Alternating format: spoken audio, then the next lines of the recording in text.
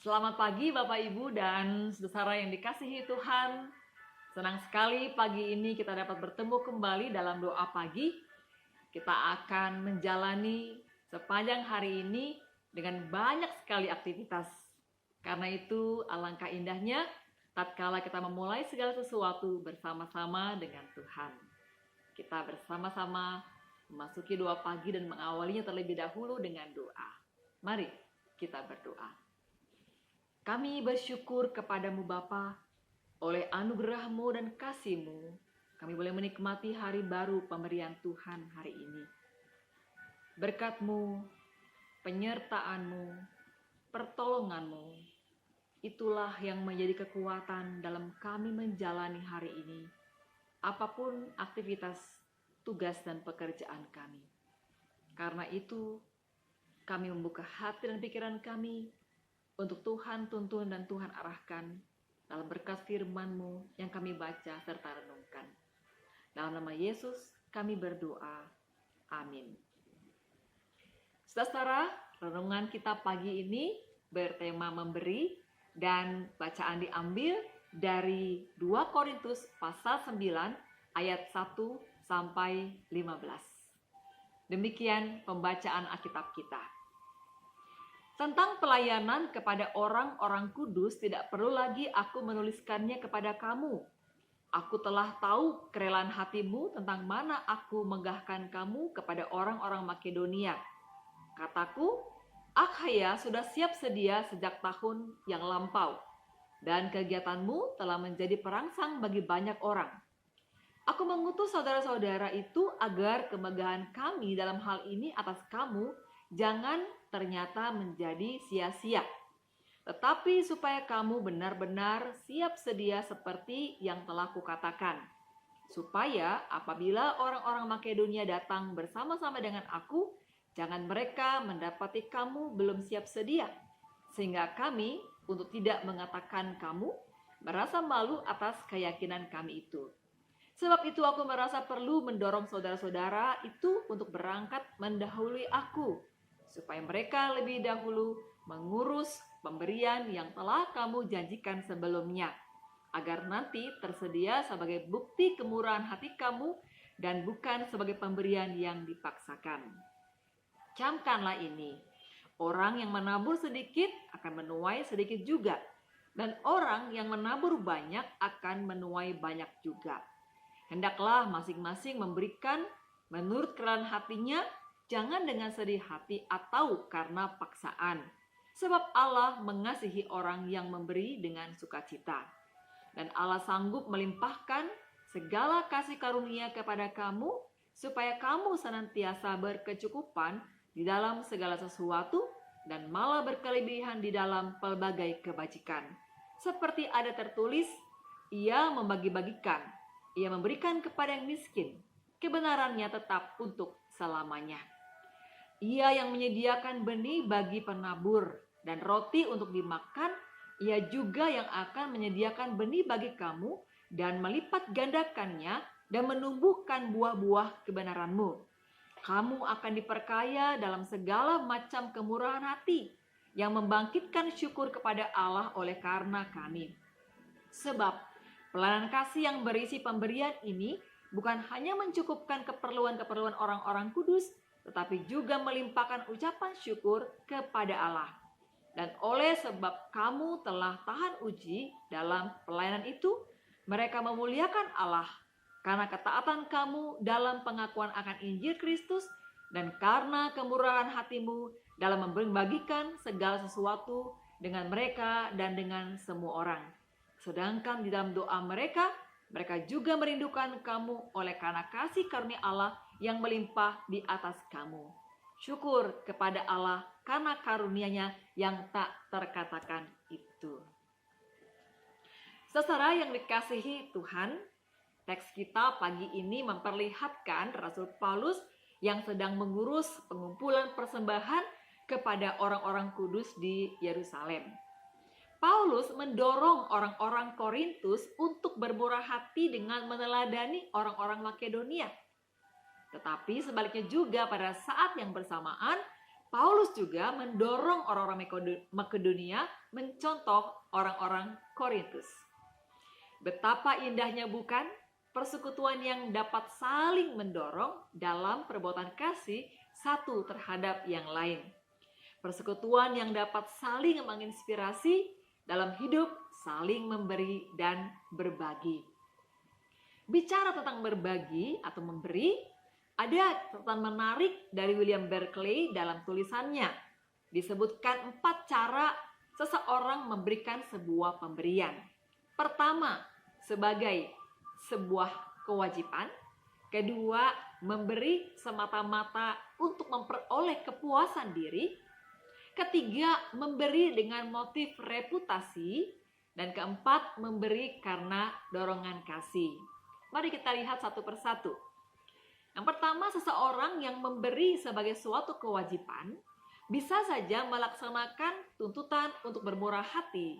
Namun, ia melaksanakannya seperti orang yang membayar sejumlah uang tertentu atau mengirimkan uang kepada seorang pengumpul pajak. Hal itu bisa saja dilakukan sebagai kewajiban yang tidak bisa ditolak dan akan merasa lebih baik apabila tidak usah melakukannya sama sekali. Di sini pemberian terjadi sekedar sebagai tindakan yang tidak perlu disertai hati alias tanpa hati. Yang kedua, memberi semata-mata untuk memperoleh kepuasan diri, dan ini lain lagi. Seseorang yang memberi dengan dasar semacam ini berpikir lebih banyak mengenai perasaan yang menyenangkan yang akan ia rasakan ketika memberi dibanding dengan perasaan orang yang akan menerima pemberiannya itu. Dalam keseharian di masyarakat, ada banyak orang yang suka memberikan sekeping uang kepada pengemis, terutama karena perasaan puas yang akan mereka dapat dibanding keinginan yang sesungguhnya untuk menolong pengemis tersebut. Pemberian seperti itu pada intinya bersifat untuk kepentingan diri sendiri. Orang yang memberi seperti itu sebenarnya memberi kepada dirinya sendiri daripada kepada si penerima pemberian itu. Lain halnya lagi dengan memberi dengan motif reputasi. Sumber sesungguhnya dari pemberian itu seperti itu bukanlah kasih, tetapi kesombongan. Pemberian tersebut diberikan bukan untuk menolong, tetapi untuk lebih memuliakan si pemberi. Bahkan bisa jadi pemberian tersebut bisa tidak diberikan jikalau tidak dilihat atau mendapatkan pujian. Bahkan dapat terjadi juga di mana pemberian tersebut diberikan untuk mengumpulkan poin di hadapan Allah. Seolah-olah siapa saja dapat menempatkan Allah sebagai yang berhutang kepadanya. Karena sudah memberi, maka Allah wajib atau harus memberi dan mengganti pemberiannya itu dengan yang lebih besar lagi. Saudara, sebetulnya ketiga dasar dalam memberi tadi sama-sama memberi. Tetapi tindakan itu lebih kepada sebuah tindakan yang tidak didasari oleh nilai yang sesuai dengan apa yang Kristus ajarkan kepada kita tentang memberi. Sebuah tindakan memberi yang tanpa nilai tidak menjadi sebuah pemberian yang bermakna dan berarti sebagai orang-orang beriman. Nah, inilah yang keempat, memberi dengan dorongan kasih. Inilah sesungguhnya tindakan memberi yang bernilai dan menjadi model bagi kita sebagai orang beriman dalam memberi. Sebagaimana halnya Allah dalam Kristus Yesus memberi kepada kita sebagai wujud kasih-Nya, demikianlah pula kita dipanggil untuk memberi sebagai wujud kasih kita kepada sesama, kepada siapapun yang akan menerima pemberian kita. Di rumah, kepada keluarga maupun lingkungan dekat seperti para tetangga. Di kantor, bersama para kolega dan rekan kerja. Di sekolah atau di kampus, bersama teman atau sahabat. Kita semua dipanggil untuk memberi dengan dasar kasih. Pemberian yang dilandasi kasih akan bermakna dan bernilai bukan hanya di hadapan manusia atau sesama, tetapi juga di hadapan Tuhan. Pemberian yang dilandasi kasih akan memberikan sukacita dan kemurahan hati dalam melakukannya. Bukan karena sedikit atau banyak yang kita berikan, tetapi karena hati yang mendasari dan melandasi tindakan memberi kita. Kasih mendorong kita sehingga kita tidak dapat menahan diri untuk tidak memberi. Selalu ingin memberi. Memberi karena melihat sesama yang membutuhkan pertolongan itu menggugah keinginan untuk menolong yang tak terpadamkan. Inilah sesungguhnya cara memberi yang sesuai dengan jalan Allah. Oleh karena Allah begitu mengasihi dunia sehingga ia memberikan anaknya. Paulus juga mengingatkan kita pada ayat-ayat setelahnya, ayat 6-15 tentang dua hal. Yang pertama bahwa tidak seorang pun akan menjadi kalah atau susah karena ia bertindak murah hati dalam memberi. Kemurahan hati tidak membuat seseorang menjadikan dia kekurangan atau miskin atau mengalami kesusahan. Memberi yang demikian adalah hal yang sungguh-sungguh berkenan kepada Allah. Orang yang memberi dengan demikian akan mengalami panen. Panen seperti apa yang diperoleh? Bukan panen yang menunjuk kepada kekayaan bendawi, tetapi kekayaan hati. Yang menjadi kaya dalam kasih, kaya teman, kaya dalam bantuan, bahkan kaya terhadap Allah. Yesus mengajarkan kita bahwa apa yang kita lakukan terhadap orang lain atau sesama kita, sesungguhnya kita juga melakukannya kepada Allah. Yang kedua, Paulus menasihatkan kita juga bahwa pemberi yang memberi dengan bersukacitalah yang Allah kasihi. Saudara yang Tuhan Yesus kasihi, kita sungguh bersyukur bahwa kita mempunyai kesempatan untuk boleh berbagi dan memberi dalam kehidupan kita. Kita dipanggil untuk hidup berbagi dan memberi kepada sesama kita dalam segala keadaan. Sukacita berbagi dan memberi akan muncul bila kita menyadari bahwa sebenarnya apapun yang kita miliki adalah kepunyaan Allah yang diberikan kepada kita. Berkat yang kita dapatkan berasal dari Tuhan yang bermurah hati kepada kita. Rasa syukur, rasa sukacita atas pemberian itu mendorong kita juga untuk dapat hidup berbagi dan bermurah hati dan memberi kepada orang lain. Bahkan Tuhan tak jarang, bahkan sering kali memakai tangan kita untuk meneruskan berkat yang diperlukan oleh saudara-saudara kita.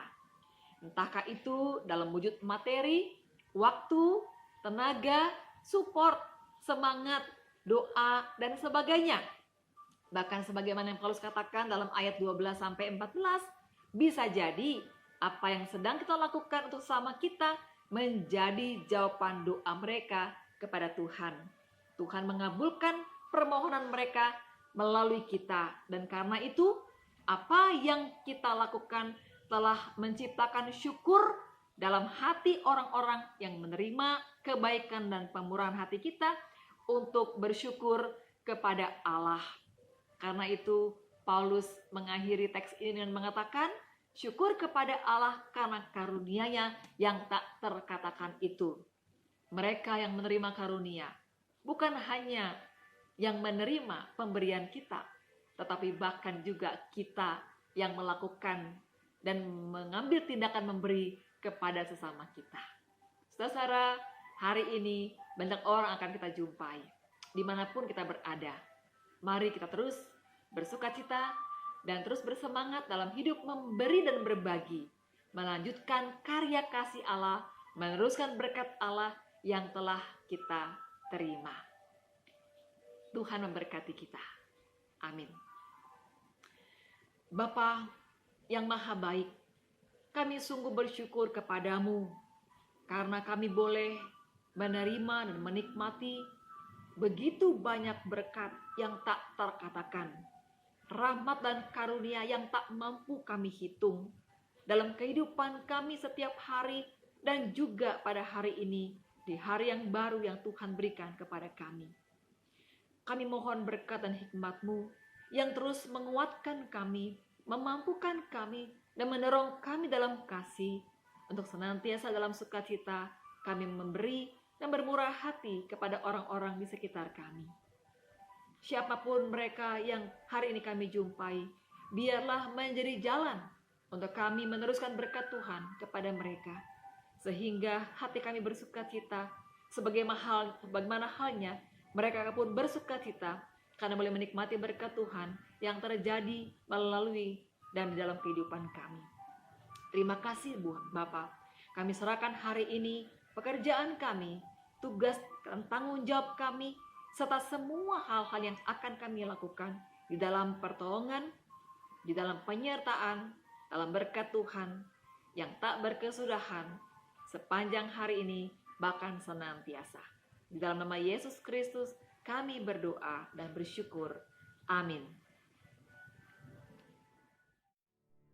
Bagi Bapak Ibu yang memiliki pergumulan khusus dan ingin didoakan, bisa menghubungi rekan-rekan pendeta di nomor berikut.